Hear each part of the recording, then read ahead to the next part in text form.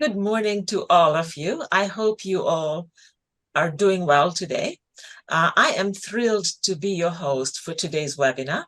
For those of you who don't know me, my name is Sunita Prasad, and I am the Vice President, Corporate Development and Investor Relations at Revolve. I see in our audience we have participants from quite a few countries. It is great to have such a diverse group of attendees. Um, I'm sure you will all get valuable information from our team of experts. This webinar is the first in a series of webinars that the team at Revolve will be hosting over the next 12 months. We look to share our views and updates on some of the key topics and opportunities the company is focused on. We are kicking off things today with a look at the Mexican renewable energy market. Revolve has been active in this market for over a decade and currently has utility scale development portfolio of 1.25 gigawatts, as well as a fast growing distributed generation business with 9 megawatts in operation and under construction, and a pipeline of 156 megawatts. That brings us to the topic for today's webinar, which is current opportunities in the Mexican renewable energy market.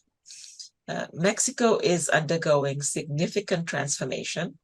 The Mexican government has a target to add 30 gigawatts of clean energy by the year 2030. So there is definitely a growing demand for electricity in Mexico. To help us better understand this situation, our participants, who are all located in Mexico, are going to discuss the future of utility scale projects and distributed generation projects in Mexico. Let me introduce them to you. They are Rigoberto Bojoquez. He is the head of utility scale projects at Revolve. Eric Hickert is the head of distributed generation at Revolve, and Humberto Bustamante is the group technical manager at Revolve. So, gentlemen, let's start with a general question. How do you assess the current renewable energy market in Mexico, and what makes it appealing? Let's start with you, Rigoberto. Thank you, Sunita. Well, if we're going to talk about Mexican market, I believe the first thing we should remember is Mexico's potential of renewable energy.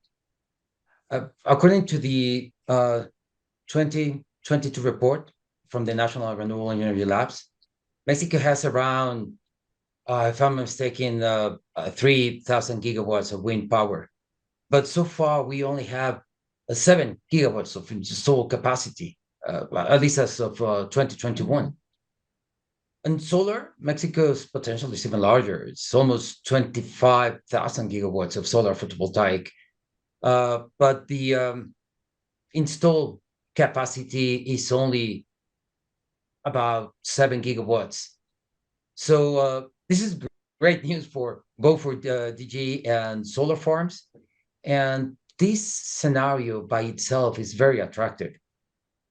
Now, these are the largest numbers for the country. Of course, there are other sources of renewable energy, for example, conventional geothermal, right?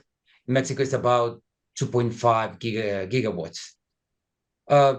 Okay, so these numbers alone makes Mexico an interesting market for investment, both for distributed generation and utility scale projects. Now, from the government point of view, let's remember that in 2008, Mexico established a national energy strategy. There it was indicated that 35% of all the energy produced in the country will come from renewable sources.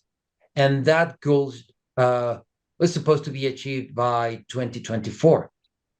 As we know as well, Mexico ratified the Paris Agreement commitments, like 3 years ago, 2020. So I can tell you that the interest of the government is still there.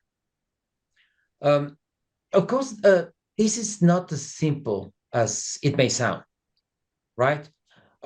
We also know what happened in the world during 2020 with the pandemic. There were a lot of plans and efforts that were canceled, or at least heavily delayed. And Mexico was no exception to this.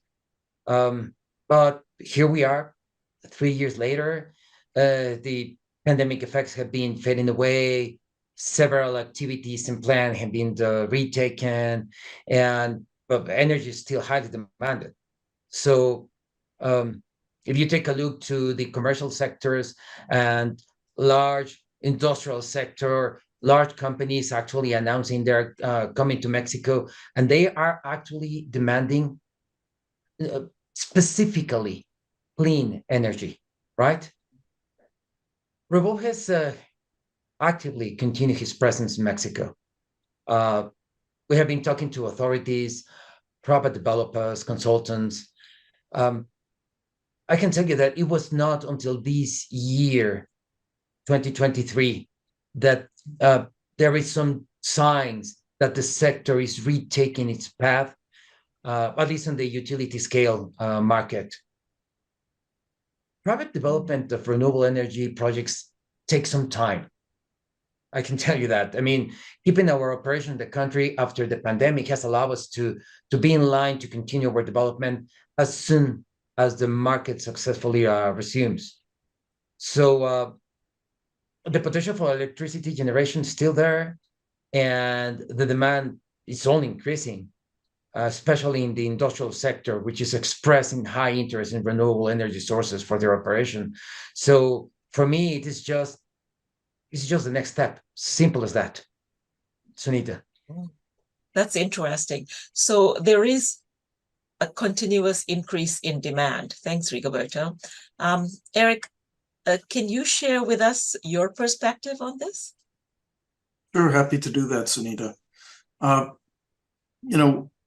It's amazing what an enviable position Mexico is in when it comes to, I'm going to focus on distributed generation with renewable solutions.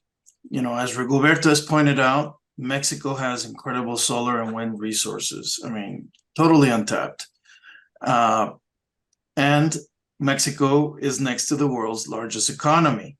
That means we can, we'll be developing incredible amounts of production, new production and growth in our economy to support the North American or NAFTA 2.0, which Mexico is part of. Mexico's industrial and food sectors have grown to serve that North American market as well as global markets, and will continue to grow. So Mexico's Revolve's renewable energy solutions help companies in Mexico significantly reduce their carbon footprint. How do we do this? Our business model permits our customers to get the benefit of those renewable solutions, but without having to invest or go into debt. That's super important. And how do we do that? We do that by offering as-a-service agreements. This way, the customer can focus on their core business and leave the energy investments to Revolve. Thanks. Wow, that's great. So yes, Mexico definitely is strategically located and has unlimited solar and wind to generate a lot of renewable energy. Now, Umberto, what can you tell us on this subject? From the technical standpoint, Mexico presents a compelling landscape for renewable energy investments. As already said, but I want to confirm, the country's geographic diversity allows for both development of wind and solar projects in different regions of the country. This is important because it optimizes the energy generation and the mix on the grid that is required to stabilize. Additionally, Advancements in renewable energy technologies and grid integration solutions have made it increasingly feasible to harness this Mexico's renewable potential in an efficient and reliable way. Furthermore, the regulatory environment in Mexico, while presenting challenges at times, is evolving to support renewable energy development. We can also see a new hype with the next government transition that will happen next year. There is also a present pressure from the US to increase actions to promote clean energy, and that in combination with the increasing the energy demand, the renewables being feasible and competitive, overall, it creates opportunity for these developments. So now let's look at distributed generation in a little more detail. Humberto, where are you currently seeing the opportunities in this market? Distributed generation in Mexico offers several exciting opportunities, especially in the commercial and industrial sectors. Many businesses are increasingly looking to generate their own clean energy to reduce electricity costs, enhance energy resilience, and meet the sustainability targets. This trend has created a growing market for distributed solar and other renewable solutions. Furthermore, the nearshoring effect driven by supply chain restructuring and global events have made Mexico an attractive location for manufacturing and industrial operations. This in turn increases the demand for reliable and sustainable energy sources, further fueling the distributed generation market. So there are multiple factors overall converging to create a favorable environment and a need for distributed generation investments in Mexico. Sunita. Yeah, I'm sure this is an interesting piece of information for our viewers. And Eric, what do you have to say on the opportunities in the DG market? Well, in addition to what Humberto just shared with us, we need to keep in mind that renewable energy solutions in Mexico have incredibly good economics. And this is achieved without any sort of government help or fiscal support for the projects. What does that mean? It means that our industrial and commercial customers can achieve not only their sustainability goals, but in most cases, they'll have savings too.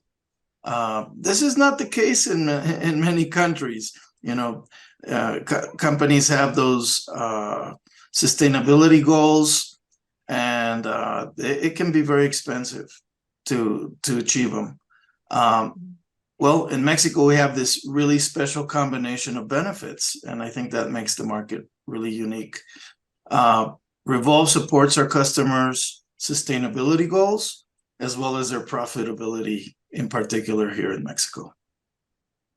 So, do you see the recently announced proposed DG rule changes, and in particular, the increase in the 1 megawatt cap that applies to solar and CHP projects having a positive or a negative impact on the DG market in Mexico? Definitely. These changes in the regulation will have a very positive impact. It practically doubles the size of the projects that are possible today without specialized permitting.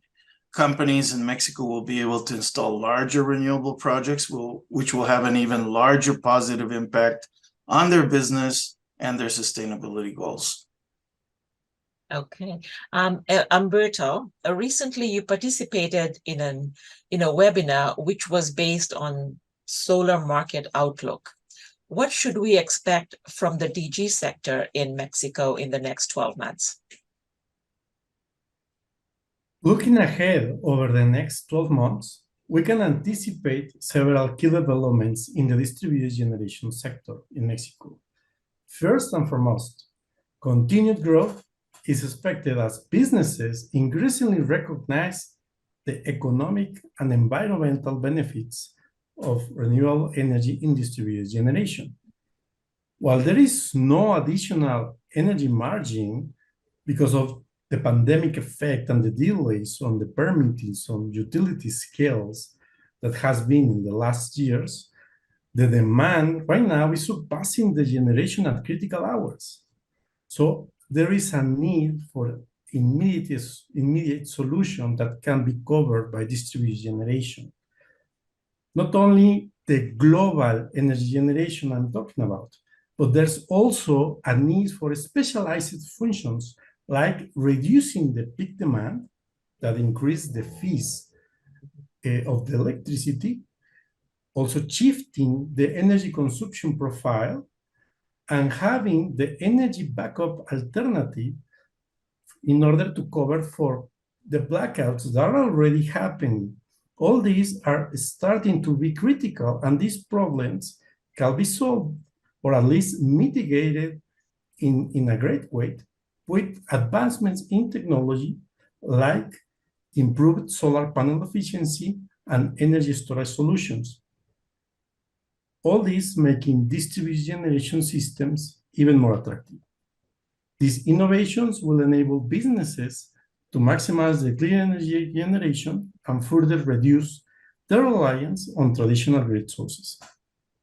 Additionally, as sustainability becomes a more significant factor for businesses, we can expect a greater emphasis on corporate renewable energy targets, with many organizations setting ambitious targets for and actively pursuing distributed generation installations to meet their goals. Sunita. Okay, that's all very good information on DG. Now let's move on to the utility scale. The utility scale market was the primary driver of new electricity generation in Mexico prior to the current administration taking office in 2018. Mexico announced last November a 30 gigawatt increase in renewable energy by 2030. Rigoberto, let's start with you. How do you feel about this statement? Well, Sunita, I can tell you that I still remember the first time the 2024 goal was mentioned. I remember that 16 years sounded like a lot of time. We're now at the antechamber of that deadline, the 2024, and we know that 35% is not going to be achieved. Of course, that puts some ideas in your head. Now we have a new goal, right? This pledge to develop a further 30 gigawatts of renewables by 2030. I believe it was announced at the Climate Summit. And it does sound as challenging as the first goal, but in my opinion, a closer deadline also sounds like the government went through a more thoughtful process before simply like just announcing it. Even from a politics perspective, this announcement implies an achievable goal. And it does sound achievable.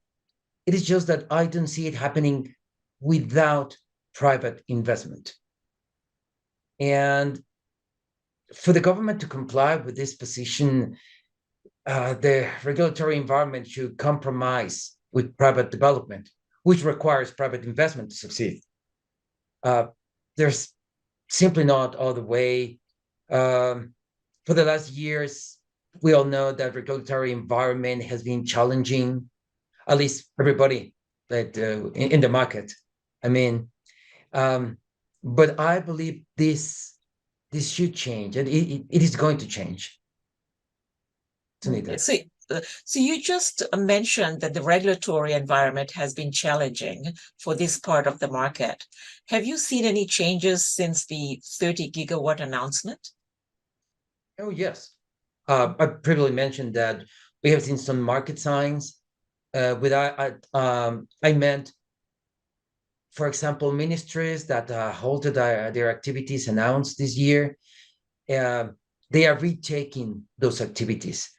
There were some permitting processes that were completely paused, and they already started regaining some of their former movement. Of course, the administration is facing a great challenge. Retaking activities is not as simple as just continuing where you left, right? Conditions have changed, scenarios have evolved. I've been talking with some authorities that they're currently dealing with a ton of paperwork. Some requests are like 2, 3, 4 years old, and they don't only have to comply with new demands, but with different regulations that were in place during the last years. So, but this is definitely not a simple task. But there are changes that we have been expecting and that they are happening now. As I also mentioned, renewable energy projects take some time to develop. And well, we know that the first part of this administration focused mainly on oil and gas, but that was their strategy. But for anyone to participate in this clean energy 30 gigawatts goal for 2030, the time to start is now. Okay, so Umberto, how about you? Do you feel future growth will be focused on wind or solar, or a mixture of both? And what role does battery storage have to play in this? Future growth in utility scale, right? Renewable energy market in Mexico will surely involve a combination of both wind and solar projects.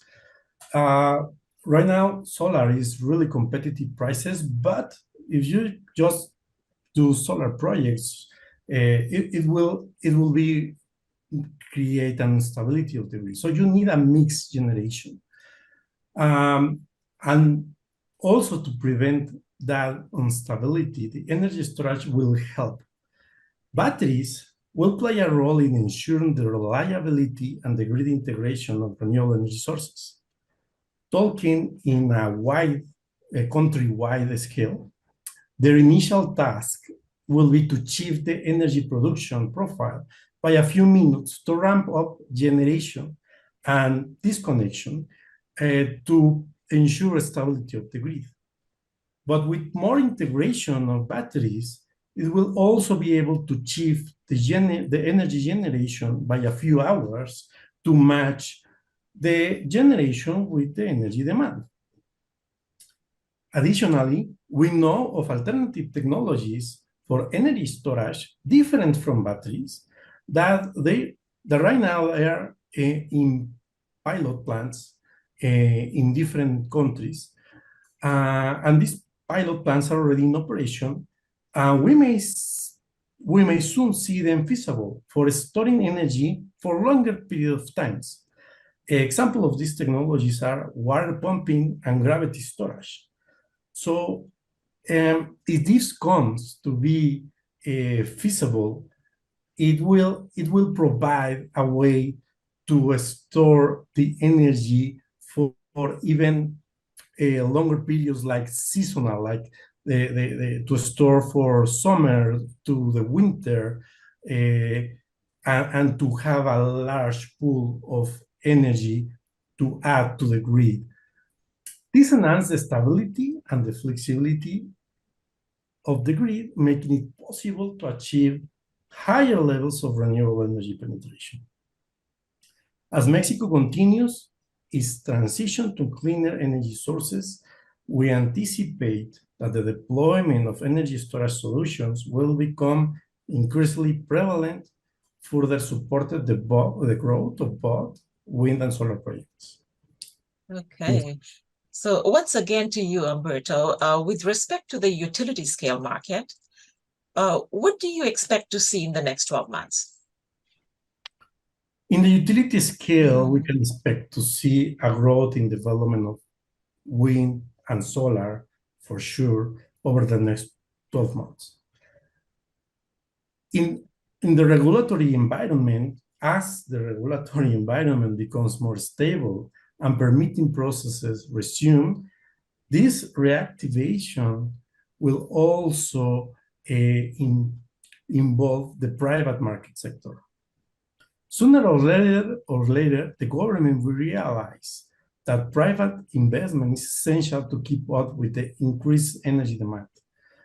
And even while distributed generation is going to help to mitigate this increased demand, it will not be enough.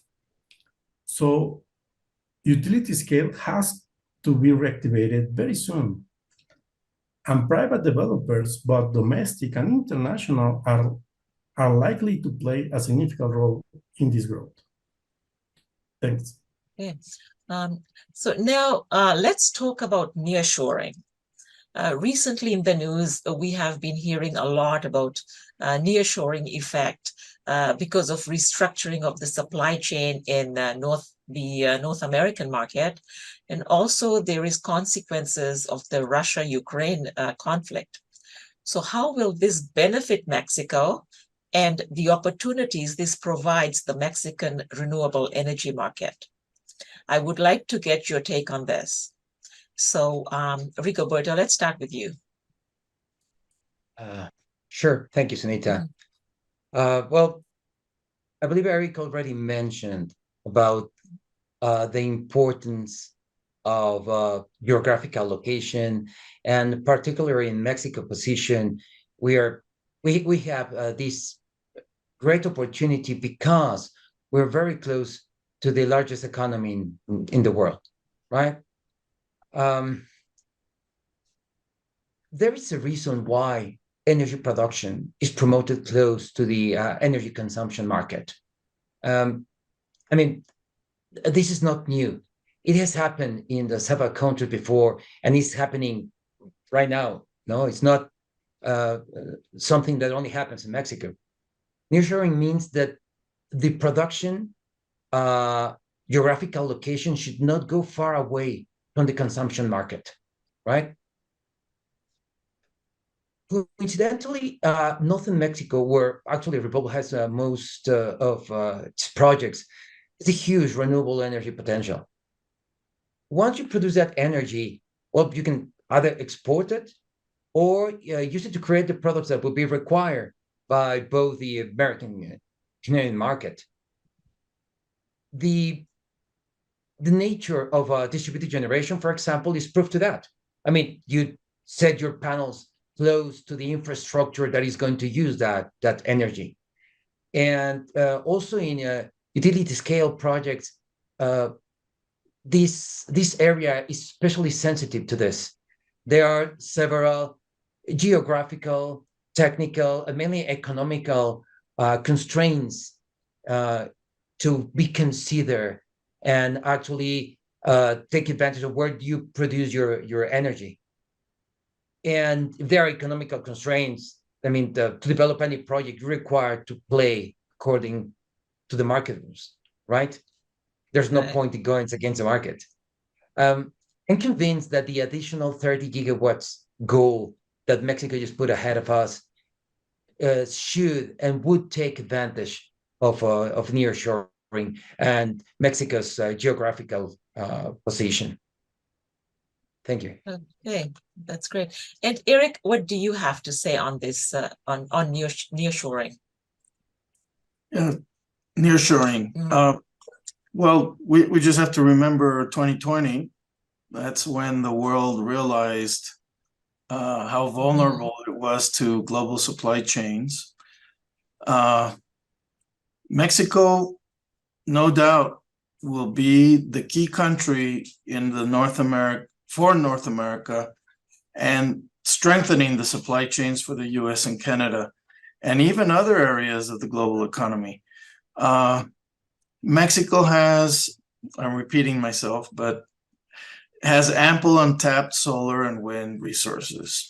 We have a skilled workforce, and it's practically, like we've been saying, next door.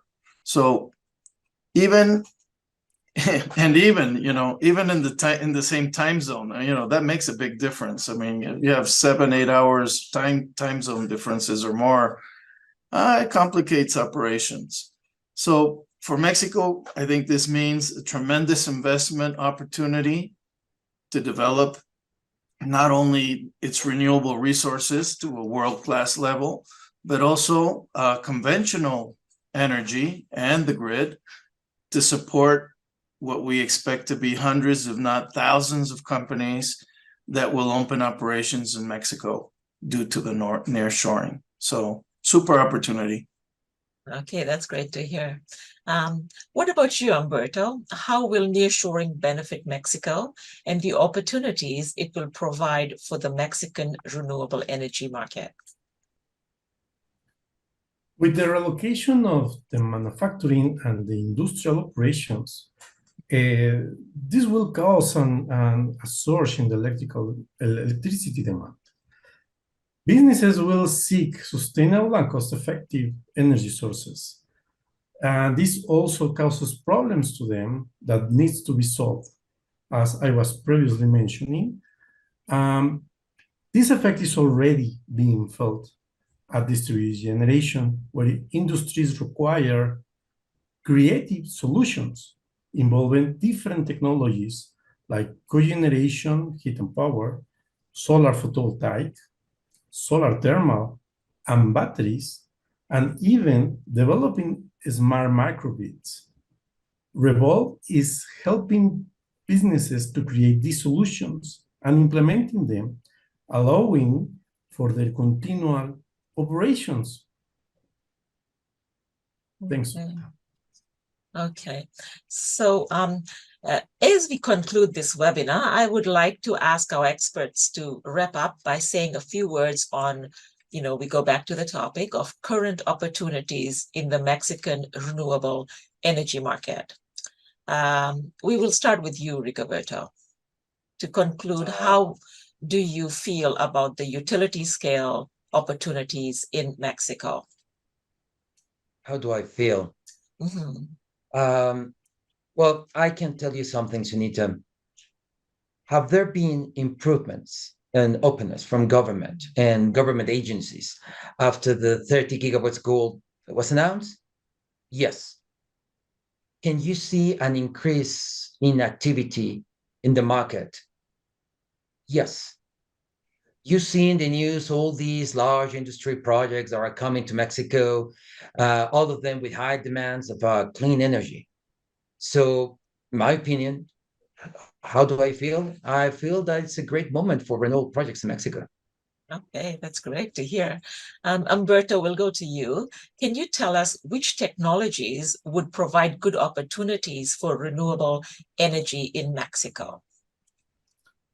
Well, the Mexican renewable energy has many opportunities driven by the growing demand. For utility scale, new generation will surely come from a mix of wind, solar, with a slowly integration of battery storage. For the immediate need right now, distributed generation will help and will require innovative solutions, such as hybrid projects and microgrids. And all this comes from collaboration and investments. So Revolve is focused on leveraging these opportunities, ensuring the technical feasibility, the sustainability, and the long-term performance of our projects. Mexico renewable energy sector is poised for growth, and we are dedicated to playing a significant role in its expansion. Okay, that's great. And Eric, what do you have to say about distributed generation opportunities in Mexico? Huge. Huge. Let me explain a little bit. Here we were talking about nearshoring, and I would just say nearshoring is not a theoretical concept. It's an actual reality. It's happening right now.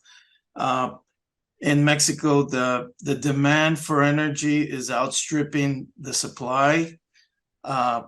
We've been contacted by a number of companies from different parts of the world that just can't get enough energy from the grid from the utility companies. So exactly what Humberto was talking about, creating, having very creative, innovative solutions to help companies continue to grow and to operate in Mexico. It's a huge opportunity.